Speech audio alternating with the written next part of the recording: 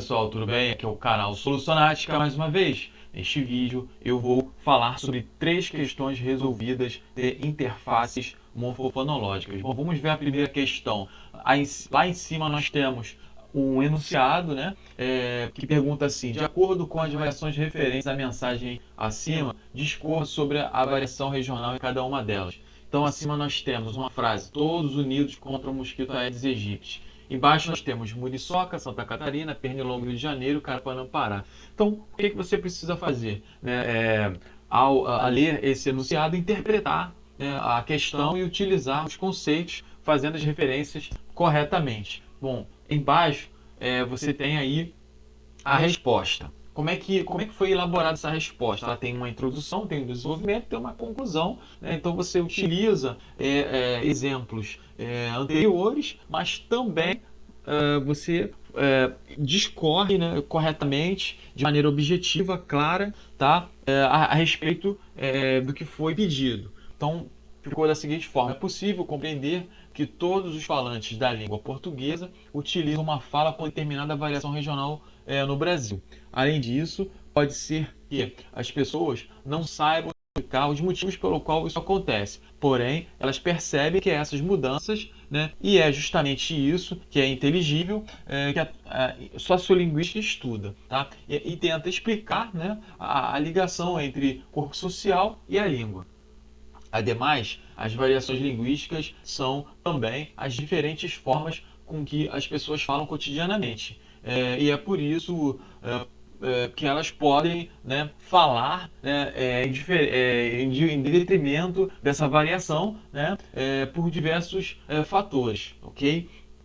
Então, um desses fatores é o fator regional, que demonstra, né, as diferentes maneiras com que essas pessoas de determinadas regiões falam. Então, determinadas regiões falam porque existem esses fatores regionais. É isso que eu quis dizer ali, tá? Então, contudo, como pode ser observado na mensagem acima, nota-se que existem diferentes maneiras de se referir ao mesmo mosquito. Então, você tem o mosquito que é a muriçoca em Santa Catarina, você tem o mosquito que no Rio de Janeiro é chamado de pernilongo, e você tem no Pará, que é chamado de carapanã, ok? Então, na primeira foto, né, mosquito chama-se muriçoca, tá?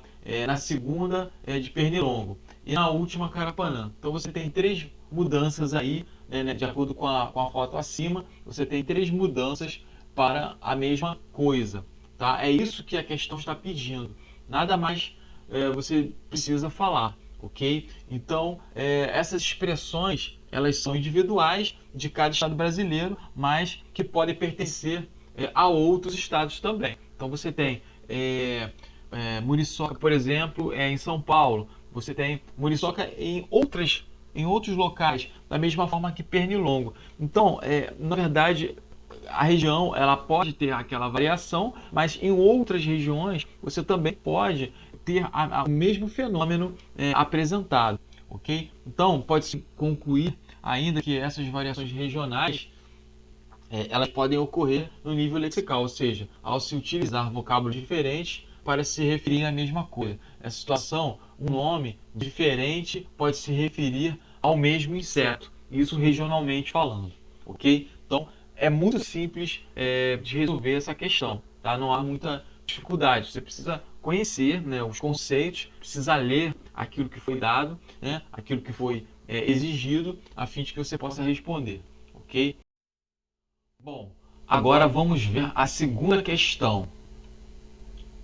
A segunda questão pergunta assim: explique a diferença entre a fala e a escrita. Então você precisa compreender o conceito de fala escrita para responder a esse enunciado, ok? Então vamos lá. Primeiramente, a fala e a escrita são 2 modalidades linguísticas. Muitas das vezes, né, a fala, por ser utilizada de uma maneira informal, pode também ser considerada errada, tá? Então, por ser utilizada de uma maneira informal, nós devemos utilizar esse conceito da melhor maneira possível, tá? Sem rodeios. Você precisa ser objetivo, Todavia, a informalidade da fala é utilizada somente em determinados contextos, e isso pode ser explicado com amigos e familiares, onde a fala se manifesta como o Coelho Atiale diz, né? O que o Coelho Atiale vai dizer? Aí foi colocado aí entre aspas aí a resposta, ó.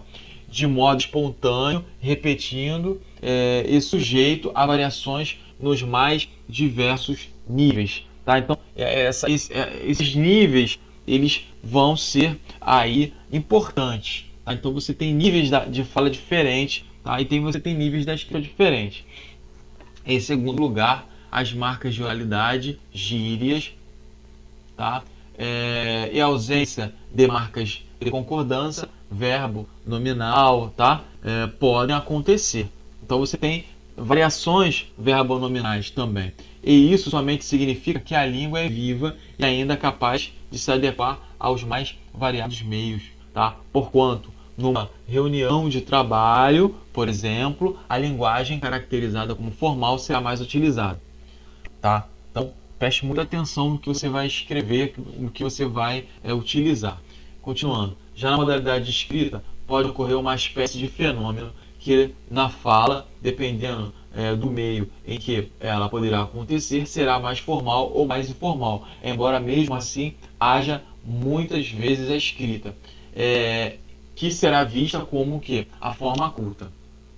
Okay? Então, a respeito disso, Coelho Atiale diz, né, a escrita constitui-se uma atividade artificial, tá? Não espontânea, ensaiada no sentido de que reserva tempo e espaço para o planejamento, revisão e reformulações, e um pouco menos variável, pois, em geral, está mais vinculada à produção de gêneros, sobre os quais há mais regras e maior monitoramento. Tá? Então agora você resume, tá? E diz que a fala e a escrita são condicionadores extralinguísticos. É só isso, ok? Bom, aí nós temos uma outra imagem, né, para você responder a questão. Diz assim: o filho disse para a mãe, mãe, o mosquito me mordeu. Tá? Questão 3, última questão, olha só. Diz assim o enunciado, ó. Explique a diferença entre a palavra mordeu e modeu. Tá? Fica da seguinte maneira a resposta. É possível argumentar que a frase mãe, o mosquito me mordeu possua né, a palavra modeu, cuja forma da GT, né, da gramática tradicional, é morder. Okay?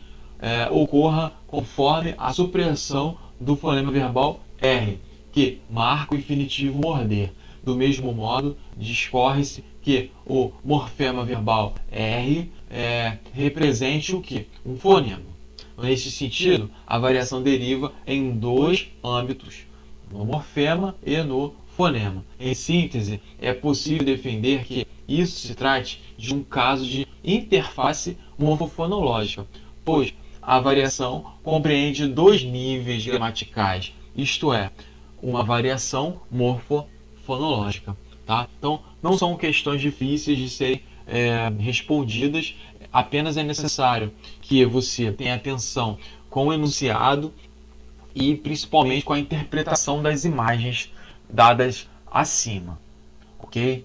Muito obrigado, inscreva-se no meu canal, deixe seu like e até o próximo vídeo. Fui!